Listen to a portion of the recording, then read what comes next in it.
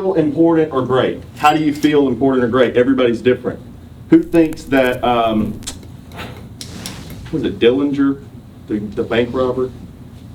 Who thinks that he felt great by being America's most wanted person by the FBI? Oh, probably. Oh, yeah. He felt great. Yeah. Would that make you feel great, Drew? No. Okay, so people, feeling great is different for different people, That right? answer shocked me. Huh?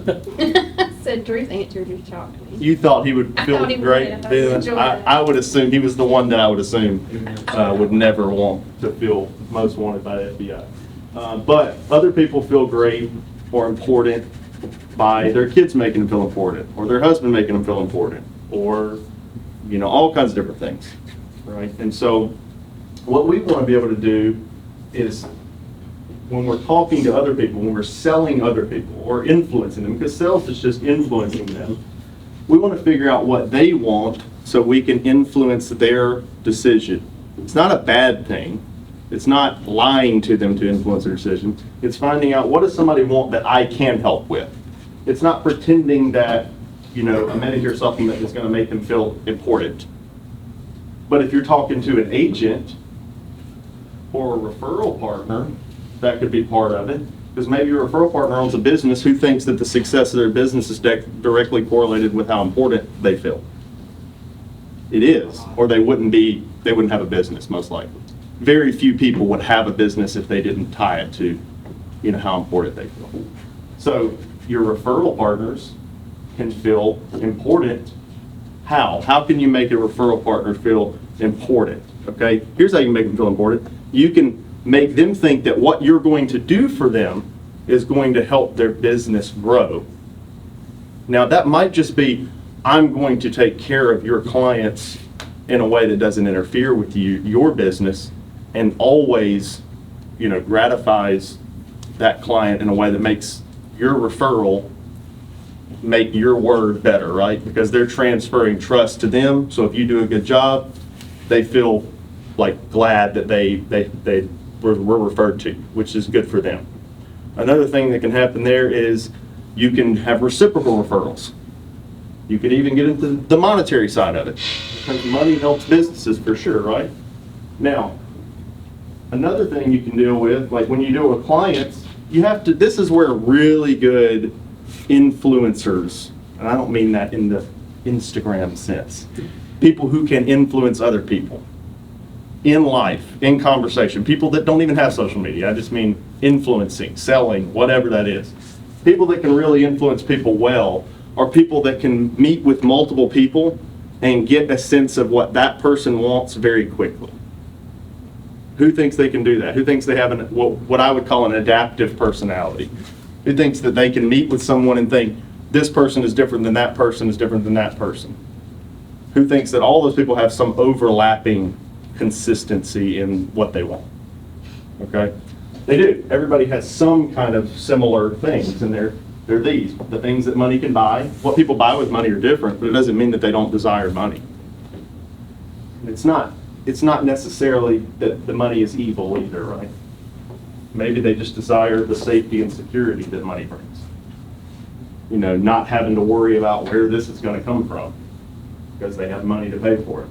You know, not having to worry about if money can't always buy health, and it can't make people, you know, make their kids healthy, but you can help them secure through insurance coverage the ability to take care of them in the case that they aren't, better than they could without insurance coverage, right?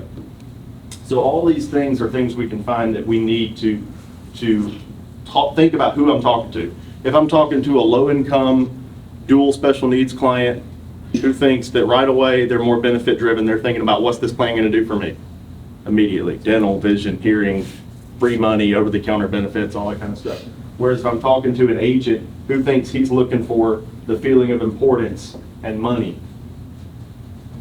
he or she, right? And even the levels of this is different.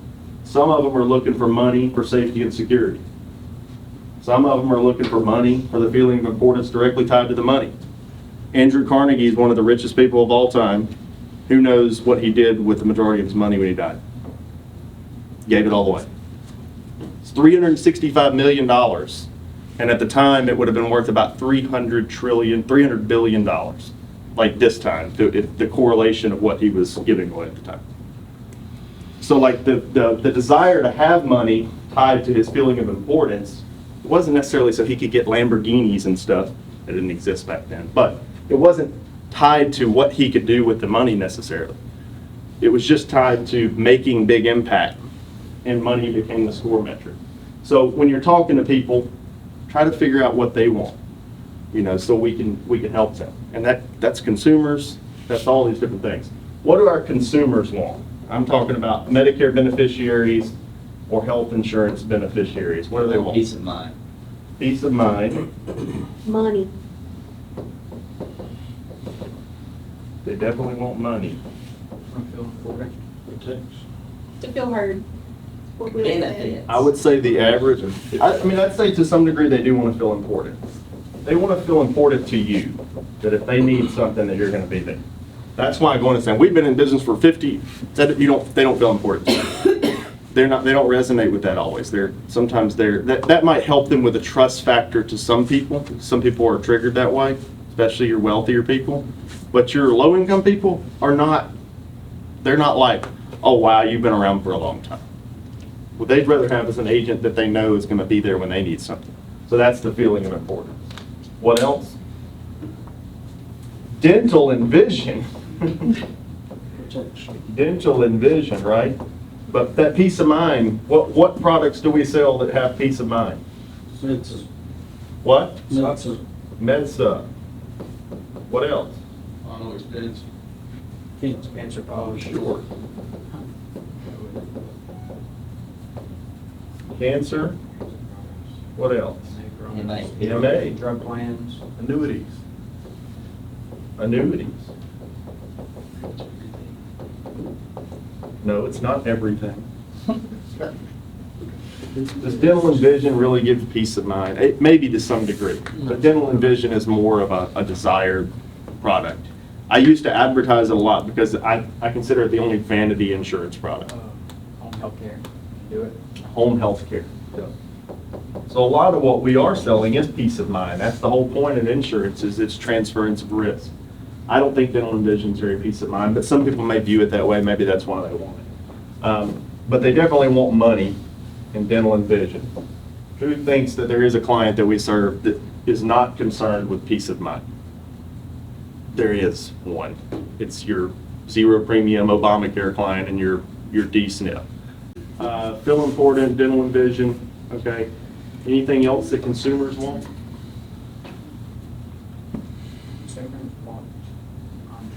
Content. I think that they probably want, going into that feel important, they want to feel educated, sure. Sometimes. But there's different people. This is like one of those preemptive questions. You're talking to somebody, you say, do you want to get into the weeds, or do you want the nuts and bolts? Most of them say they want the nuts and bolts. That doesn't always mean they do. It's just people don't like to say they want to get into the weeds.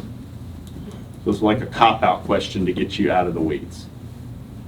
But it's a good method, really, to get out of them, because sometimes you're over-explaining and you can just make somebody's head hurt.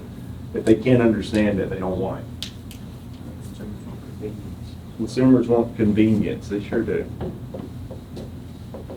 Any of those products convenient? That's final expense, home health care, cancer, maybe there's a convenience aspect to them, but we might not think they're very convenient. Annuities with floating approaches, they're all convenient. I mean, we talked about it behind the age here. Some people won't even write a drug plan, so there's some convenience in that if you'll do it for them. That's true. They don't have to do it themselves. That's true. And it also goes back to making them feel important. If you won't do the drug plan for them. There's a story in How to Win Friends and Influence People about a guy that he moves into his apartment building, moves into a housing complex somewhere, a long time ago. And he called one of the building managers, who also sold property and casualty renter's insurance. And he asked him he had stucco walls, and he asked what the walls were made of underneath it. And the guy said, oh, you can call this company and find out. And the next day, he sent him a letter saying, here's the number for that company you can call to find out. Also, I'd love to quote you on your renter's insurance. And he thought, boy, I sure would have bought my renter's insurance through him if he would have just called that number for me and told me what it was made out of. It's probably a 60-second phone call. So you got to think about that when you're telling somebody, hey, you should call Medicare or you should do X, Y, and Z. I know I'm guilty as charged of telling somebody to call Medicare before, but if you can help somebody with something, they will be a lot more loyal to you. They will refer people. You take the biggest problems you come in contact with consumers and you handle them for them as much as possible, they'll remember that.